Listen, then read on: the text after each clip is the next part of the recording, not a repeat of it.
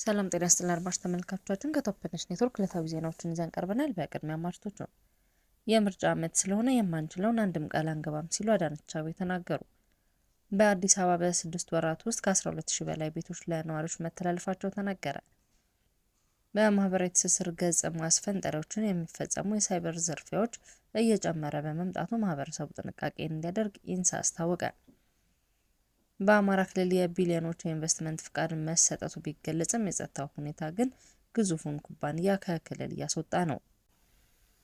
የሱዳን ጦር ከኢትዮጵያ ድንበር አቅራቢያ የምትገኘውን አልሲሊክ የፈጥኖ ደራሽ ኃይል ተዋጊ ማስለቀቁን አስታወቀ። የምርጫ ዓመት ስለሆነ የማንችለውን አንድም ቃል አንገባም ሲሉ ከንቲባ አዳነች አቤቤ አስታውቀዋል። ከንቲባዋ ይህንን ያሉት አስተዳደራቸው 2018 በጀት ዓመት የ6 ወራት አፈጻጸም ግምገማ ላይ ባደረጉት የማጠቃለያ ንግግር ነው።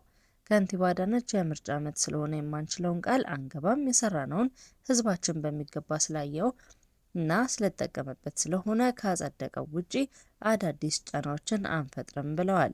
የምንመራው በእቅድ የምንሰራው በታቀደ በጀት ስለሆነ ፈጣን ምላሽ የሚሱ ስራዎችን ሲኖሩ ፈትሾ ወደ ተግባር መግባት የተጀመሩትን ጥንቅቅ አድርጎና ጥራታቸውን ጠብቀው መስራትና ለአገልግሎት የማዋል ስራ አጠናክሮ ይቀጥላል ብለዋል። በተሰሩት ስራዎች መኩራራት ወደ ኋላ ይጎታል ያሉት ወይዘሮ አዳነች እርካታ መዘናጋት የብልጽግና አመራር ባህሪ አይደለም፣ ህዝቡ የሚጠብቀውን እና እኛ ያለብንን ኃላፊነት መወጣት አለብን ሲሉ አሳስበዋል። የአዲስ አበባ ከተማ አስተዳደር ባለፉት 6 ወራት ከ12000 በላይ የመኖሪያና የንግድ ቤቶችን ገንብቶ ለተጠቃሚዎች ማስተላለፉን አስታወቀ። የከንቲባው 6 ወራት የስራ አፈጻጸም የገመገሙት ከንቲባ አዳነች አቤቤ እንደገለጹት መንግስት ለቤት አቅርቦት የሰጠውን ከፍተኛ ትኩረት ውጤት እያመጣ ይገኛል። ከተላለፉት ቤቶች መካከል 4090 ያህሉ በበጎ ፈቃደኝነት የተገነቡ ሲሆን እነዚህም ለልማት ተነሺዎች፣ ለአካል ጉዳተኞችና ለሀገር ባለውለታዎች ቅድሚያ ተሰጥቶ እንዲተላለፉ ተደርጓል። ይህም በከተማዋ ያለውን ከፍተኛ የቤት ፍላጎት ለመቀነስ የሚደረገው ጥረት አካል መሆኑ ተመላክቷል። ከቤት ግንባታው ጎን ለጎን የኮሪደር ልማት ፕሮጀክቱ ለዜጎች ሰፊ የስራ ዕድል በመፍጠር ረገድ ትልቅ ስኬት ማስመዝገቡ ተገልጿል። በልማት ስራዎች አማካኝነት በቋሚነት ከ195000 በላይ ለሚሆኑ ዜጎች የስራ ዕድል መፈጠሩን ከንቲባዋ አረጋግጠዋል። የኮሪደርና የወንዝ ዳርቻ ልማት ፕሮጀክት አዳዲስ የቴክኖሎጂ እውቀቶችን ወደ ሀገር ውስጥ ከማስገባታቸውም በላይ የሀገር ውስጥ ኢንዱስትሪዎች ምርታቸውን ከዘመናዊ ግንባታ ጋር እንዲያጣጥሙ እድል መፍጠራቸው ተመላክቷል። መንግስት የአቅርቦት ችግሩን ለመፍታት መገንባት ላይ ብቻ ሳይሆን የግል ባለሀብቶችን ለማሳተፍም አቅርቦቱን ለማሳደግ እየሰራ መሆኑን ከንቲባዋ ገልጸዋል።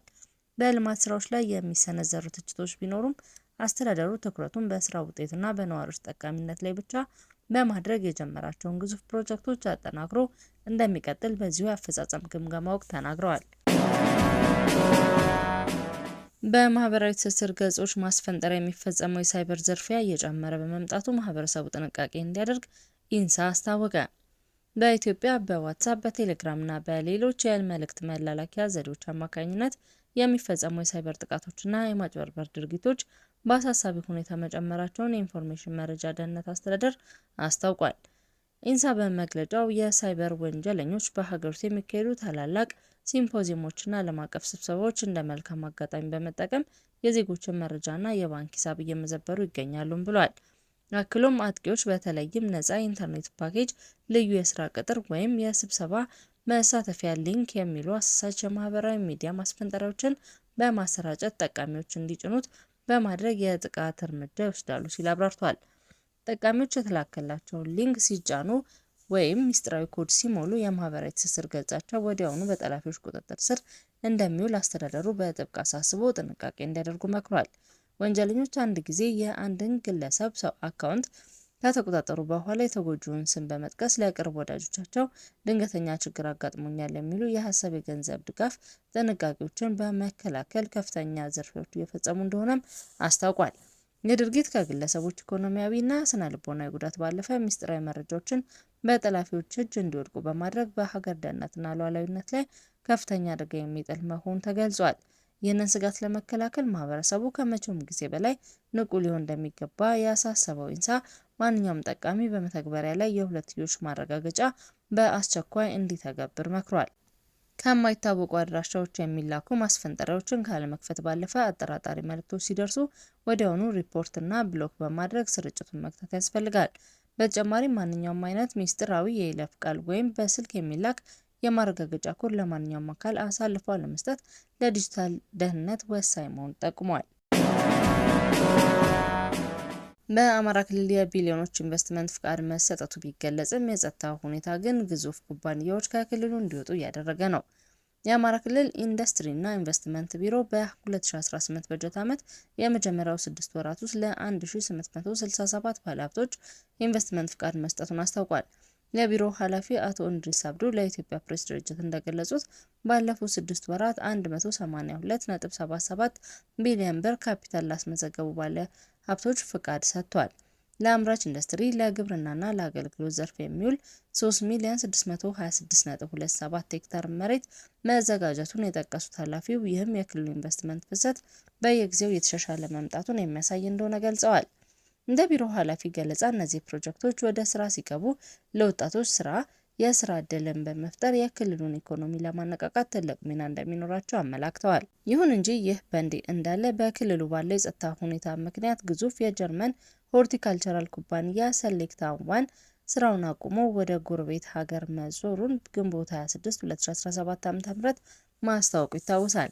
መጋቢት 2 2017 ዓ.ም እንደተዘገበው በምዕራብ ጎጃም ዞን ኩንዝላ አካባቢ ለዓመታት ሲንቀሳቀስ የነበረው ሴሌክታ ዋን በክልሉ ባለው ግጭት ሳቢያ የሰራተኞቹን ደህንነት ማረጋገጥ ባለመቻሉ የምርት ጣቢያዎችን ወደ ኬንያና ዩጋንዳ ማዘዋወሩን አስታውቋል። የኩባንያው ዋና ስራ አስፈጻሚ አንስጋር ክሌም ውሳኔውን መራራ ክኔን ሲሉ የገለጹት ሲሆን የኩባንያው መውጣት ከ1000 በላይ ዜጎችን በቀጥታ ከስራ ገበታ የሚያፈናቅል በድምሩ 10,000 ገደማ ሰዎችን ለኑሮ መቃወስ የሚዳርግ መሆኑን ጠቁሟል። ቀደም ሲል ነሐሴ 2015 ዓ.ም እንደተዘገበው በክልሉ ያለው ግጭት ከ3,000 በላይ ቋሚ የስራ ዕድሎች እንዲጠፉና በኢንዱስትሪው ያለው 2.5 ቢሊዮን ብር የሚገመት ጉዳት እንዲደርስ ምክንያት መሆን መቻሉ መዘገቡ ይታወሳል። የሱዳን ጦር ከኢትዮጵያ ድንበር አቅራቢያ የምትገኘውን አልሲሊክ ከፈጥኖ ደራሽ ኃይል ተዋጊዎች ማስለቀቁን አስታወቀ። የሱዳን ጦር ኃይል ከኢትዮጵያ ድንበር አቅራቢያ በብሉ ናይል ግዛት የምትገኘው አልሲሊክ የተባለች ስትራቴጂካዊ ስፍራን ከሱዳን ፈጥኖ ደራሽ ኃይሎች ነፃ ማውጣቱን አስታውቋል። አናዶል የዜና ወኪል ቅዳሜና እሁድ የተካሄደውን ከባድ ውጊያ ተከትሎ የሱዳን ጦር 4ኛ ክፍለ ጦር ሰኞ ዕለት ያወጣውን መግለጫ ዋቢ አድርጎ እንደዘገበው አካባቢውን በታቀደ ወታደራዊ ኦፕሬሽን መቆጣጠሩና በሱዳን ፈጥኖ ደራሽ ኃይል ተዋጊዎች ላይ ከፍተኛ የሰውና የንብረት ጉዳት ማድረሱን አስታውቋል። ክፍለ ጦሩ አክሎም በውጊያው ወቅት በአብዱልአዚዝ አልሂሊ የሚመራው የሱዳን ህዝባዊ ነጻነት ንቅናቄ ተዋጊዎች መመታታቸው ተገልጿል። እስካሁን ድረስ ከፈጥኖ ደራሽ ኃይልም ሆነ ከሱዳን ህዝባዊ ነጻነት ንቅናቄ ሰሜናዊ ወገን የተሰጠ መግለጫ የለም። ይህ ወታደራዊ እንቅስቃሴ የተሰማው ባለፈው እሁድ የፈጥኖ ደራሽ ኃይሎችና የሱዳን ህዝባዊ ነጻነት ንቅናቄ ሰሜን ኃይሎች ከደቡብ ሱዳን ግዛት በመነሳት በብሉ ናይል አካባቢ የሚገኘውን አልሰሊክና ሚልካን ላይ ሰፊ ጥቃት መክፈታቸው መዘገቡን ተከትሎ ነው። የሱዳን ባለስልጣኖች ጥቃቱን የውጭ ወረራ ሲሉ የገለጹት ሲሆን ደቡብ ሱዳን ግዛቷን ለአጥቂዎች ማሰልጠኛና ወታደራዊ ማስተላለፍ እንዲሆን ፈቅዳለች ሲሉ ከሰዋል። ከኢትዮጵያና ከደቡብ ሱዳን ጋር በምትዋሰነው የብሉ ናይል ግዛት ባለፉት ወራት በሱዳን ፈጥኖ ደራሽ ኃይሎችና በሱዳን ህዝባዊ ነጻነት ንቅናቄ ሰሜን ቅንጅት ምክንያት ወታደራዊ ውጥረቱ የጨመረ መጥቷል። አድማጭ ተመልካቾቻችን ከቶፕ ትንሽ ኔትወርክ ለዕለቱ ያዝናቸው ዜናዎች እነዚህ ነበሩ። መልካም ቆይታ።